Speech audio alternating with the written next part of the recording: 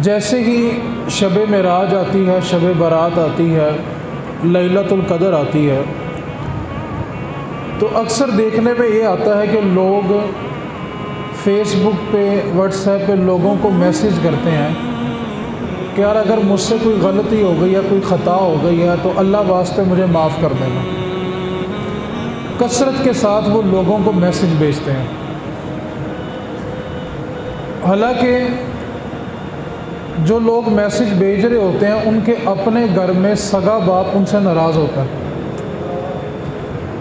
گھر میں موجود سگے باپ سے معافی نہیں مانگتے اور فیس بک پہ سب کو میسیج کرتے ہیں کہ مجھے معاف کر دینا۔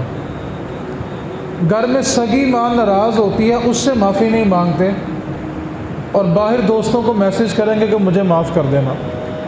سگا بھائی، سگی بہن، بیوی، بچے، کوئی نہ کوئی رشتہ عزیز جو ہوتا ہے وہ ناراض ہوتا ہے، اس سے معافی نہیں مانگتے اور باہر لوگوں سے معافی مانگتے ہیں۔ اب تو جو معافی ہے وہ بھی الیکٹرانک ہو گئی ہے۔ پہلے لوگ جاتے تھے کسی کو گلے لگا کے معافی مانگتے تھے، ہاتھ جوڑ کے معافی مانگتے تھے، اب ہمیں فیس بک نے نیا طریقہ سکھا دیا معافی مانگنے کا۔ آج جو میں نے آپ سے بات کرنی ہے وہ یہ ہے کہ 27ویں رات جب آتی ہے نا تو مساجد بری ہوتی ہے اور لوگ آ کر اللہ تعالیٰ سے معافی مانگتے ہیں۔ ایک بات کو اپنے پلے باندھ لیں، جب تک حقوق العباد میں معافی نہیں تب تک رب راضی نہیں۔ یہ صرف کہنے کے لیے جملہ نہیں ہے، میں آپ کو حدیث پاک بھی سناتا ہوں۔ ہم لوگ سگے بہن بھائیوں کی جائیدادیں کھا کے رب سے معافی مانگ رہے ہوتے ہیں، بہنوں کی وراثت کھا کے رب سے معافی مانگ رہے ہوتے ہیں، باپ کو آنکھیں نکال کے زبان چلا کے رب سے معافی مانگ رہے ہوتے ہیں۔ حالانکہ میرے نبی کریم صلی اللہ علیہ وسلم نے صحابہ کے مجمع میں ایک سوال کیا، فرمایا صحابہ تم میں سے کوئی شخص یہ چاہتا ہے کہ اس کو پتہ چلے کہ اس کا رب اس سے راضی ہے یا ناراض ہے؟ تو صحابہ نے عرض کی آقا یہ تو سب چاہتے ہیں کہ اس کو پتہ چلے کہ آیا اس کا رب بھی اس سے راضی ہے کہ نہیں ہے۔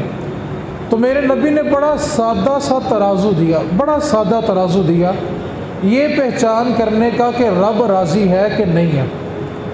میرے نبی نے فرمایا صحابہ ایک ترازو ہے، اس میں اپنے آپ کو تولو اور دیکھ لو کہ تمہارا رب تم سے راضی ہے کہ نہیں ہے۔ عرض کی آقا حکم فرمائے۔